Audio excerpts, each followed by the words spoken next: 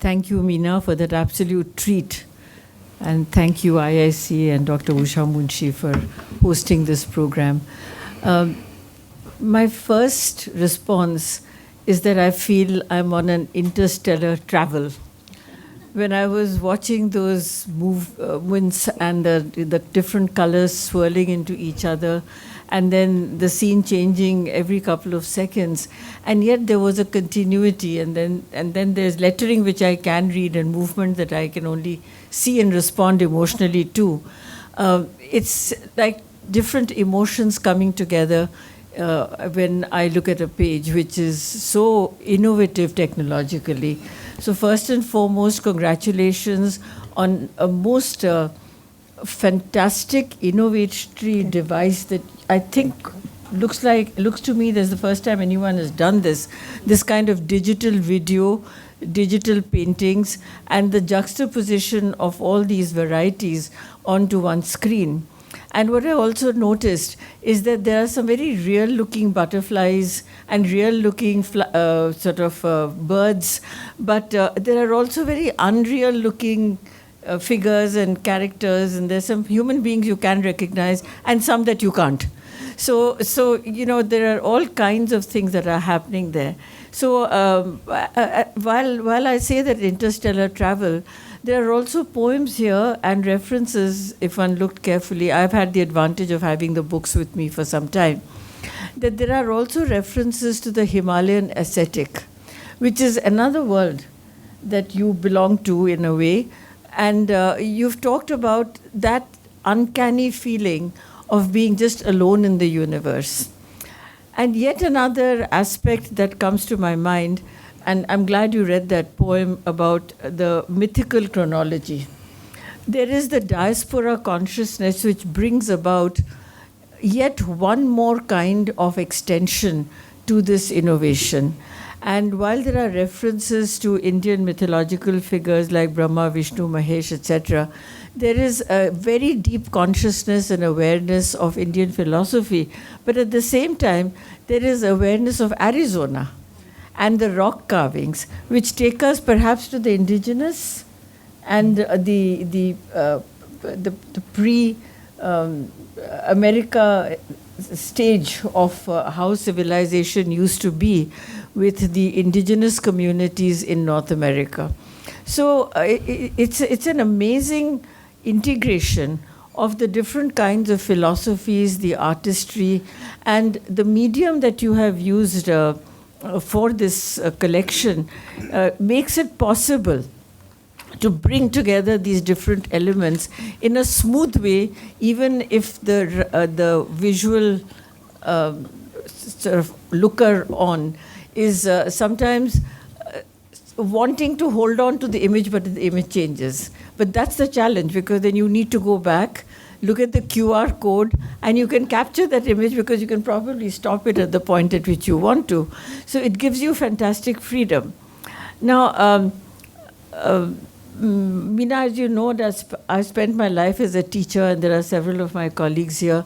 So don't mind if I put some questions to you. I'm used to making question papers.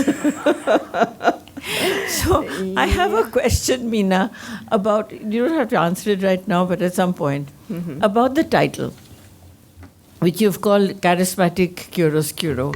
Now, chiaroscuro, as one knew it, was black and white. But the way you've presented it is multiple colors. So how does the idea of what we have grown up with, the dictionary meaning of chiaroscuro, fit in with your idea of chiaroscuro? Or is charismatic, sorry to be linguistic about this, the adjective defining the chiaroscuro which makes it different? I don't know. The answer is yours. I have one other point to make, which has struck me over and over again while reading your work, not only this book, but also your previous books. One of the early ones was just called S-H-E, she, written in big, bold letters. And I was particularly watchful for the female figures that appeared in the film, and also because I have the book. Why is it, question number 2, why is it that the female figures are never front-faced.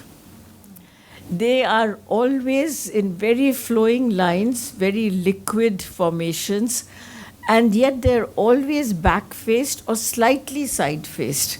So is there any reason for it? I know that in your viewpoint and in your interviews that I have read, in your other poetry and that book, She, you're deeply interested in the idea of the singular woman, or one may call the unitary woman. So is the face never shown because you don't want that woman to be identified? Because the moment you define or identify a person, there are certain characteristics that you lump onto them. But if you leave the lines just unexplained and fluid, flowing, and the back, there's not much of a difference between one kind of a female flowing figure and another. It's the face which makes the difference. It's the expression which makes the difference. So is that deliberate, or why is it that that you tend to do this? Finally, I just want to thank you for the community of poets that you have acknowledged in your film and also otherwise, and in that last poem that I think Robi and I particularly want to express our gratitude. Alka is here, Sukrita is here, all of us who gathered together, Sangeeta is here, Mandira, that we gather together once in a while under a tree called the Pilkhan tree, and we read poetry to one another. And you've been gracious enough to include all of us in your poetic creation, because it is perhaps true that when you read poetry together and you read poetry in the making, and you get not even a feedback, you get just a response of whatever kind. It may be just a facial expression, it may just be a query afterwards over tea. It does help to think further about that poetry. So, so I won't give you any more questions right now. So, and you can do this afterwards. Sukrita, you want to go first? I'm not giving you any questions.